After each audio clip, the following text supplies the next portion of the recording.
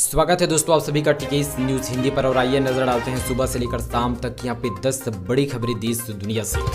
छत्रपति शिवाजी महाराज जयंती 2021। छत्रपति शिवाजी महाराज की जयंती पर पीएम मोदी ने दिया श्रद्धांजलि। प्रधानमंत्री नरेंद्र मोदी शुक्रवार को छत्रपति शिवाजी महाराज की जयंती पर उन्हें श्रद्धांजलि अर्पित करते हुए कहा कि उनका साहस, धैर्य और बुद्धिमत्ता देशवासियों को प्रेरित करता है। साथ ही पीएम मोदी ने ट्वीट करते हुए कहा कि मां भारती के अमर सपूत छत्रपति शिवाजी महाराज को उनकी जयंती पर शत शत नमन है। साथ ही उनकी हृदय साहस और साथ ही अद्भुत शौर्य और असाधारण बुद्धिमत्ता की गाथा देशवासियों को युगों युग तक प्रेरित करती रहेगी। साथ ही उसे यहाँ पे जय शिवाजी कहते हुए यहाँ पे सीधे श्रद्धांजलि दिया गया।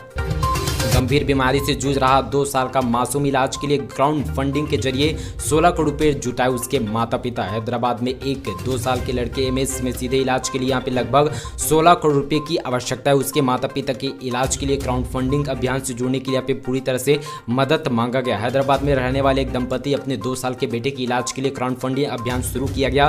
क्राउड फंडिंग यहाँ पे जरिए यहाँ पे 16 करोड़ रुपए की आवश्यकता थी। दंपति के बेटे को रीढ़ मांसपेशियों का इलाज करने के लिए नोर्वेटिक बने जोल्सवेर जीव से थेरेपी की एक बहुत ही आवश्यकता है। ये दुनिया की सबसे महंगी दवाई में से एक माना जाता है। इसकी कीमत यहाँ पे 2.1 मिलियन अमेरिकी डॉलर पर है, यानी कि भारतीय रुपये में कन्वर्ट किया जाए तो 15 करोड़ 24 लाख रुपये यहाँ पे बताई जा रही है।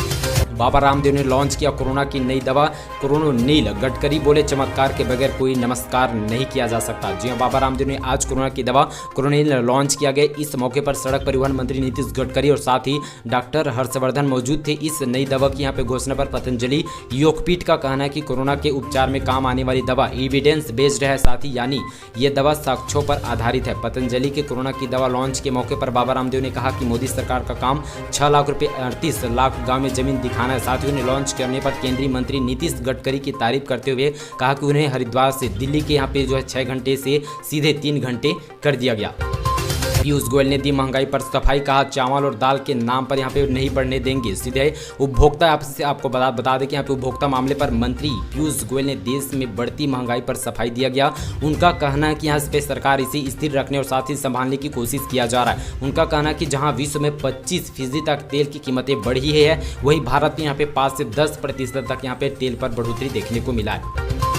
गोल्ड प्राइस टुडे 19 फरवरी 2021 10,000 रुपये से ज़्यादा सस्ता हुआ सोना। भाव 9 महीने के निचले स्तर पर पहुंच चुका है। बता दें कि इस वक्त सोना खरीदने वालों की चांदी और साथ ही चांदी हो चुकी है, क्योंकि लगातार यहां पे 6 दिनों में सोना सस्ता हो रहा है। अब इसके चलते आपको बता दें कि भाव 46,000 रुपये से कम हो चुके हैं। कल सोने की करीब 100 रुपये कमजोर होकर 46,126 रुपये पर बंद हुआ था। इस तरह से हफ्ते में सोना अब तक 1,200 रुपये प्रति 10 ग्राम तक सस्ता हो चुका है। चांदी भी हफ्ते भर में यहाँ पे 2,500 रुपये यहाँ पे प्रति यहाँ पे 10 किलो के हिसाब से सस्ता हो चुका है।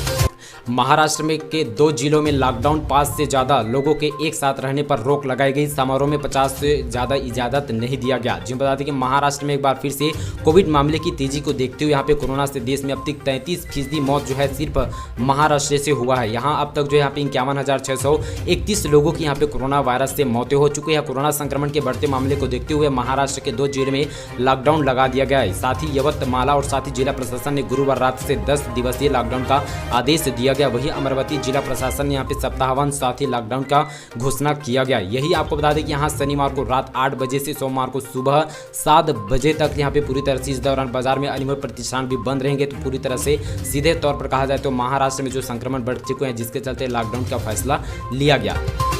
प्रधानमंत्री आवास योजना अपने घर का सपना हो सकता है साकार, जाने योजना से जुड़ी पूरी जानकारी। देश में कोई बेघर नहीं रहे, इसके लिए भारत सरकार की ओर से 2022 तक बेघर लोगों को घर देने की योजना यहाँ पर पूरी तरह से बनाई जा रही है, जिसे प्रधानमंत्री आवास योजना नाम दिया गया। इसके तहत सरकार लोगों को यहाँ पे घर बनाकर देगी। सरकार जो लोग लोन पर यहाँ पे घर या फ्लैट खरीदे हैं, उसे सब्सिडी देने का भी प्लान जो है सरकार की ओर से बनाया जा रहा है। देश में सभी लोगों को घर उपलब्ध कराने के उद्देश्य से जून 2015 से प्रधानमंत्री आवास योजना की केंद्र सरकार की ओर से इस योजना को पूरी तरह से भारत देश पर लागू किया गया। यही अब सीधे किसानों के खातों में भेजेगी उनके अनाज का पैसा, नहीं बढ़ेगी गरीबों को मिलने वाले सस्ते अनाज की कीमत। खाद्य मंत्री पीयूष गोयल ने किसानों के लिए एक बड़ा ऐलान करते हुए कहा कि अब आने वाले सीजन पर किसानों की अनाज खरीदे की कीमत सीधे उनके खाते पर भेजी जाएगी।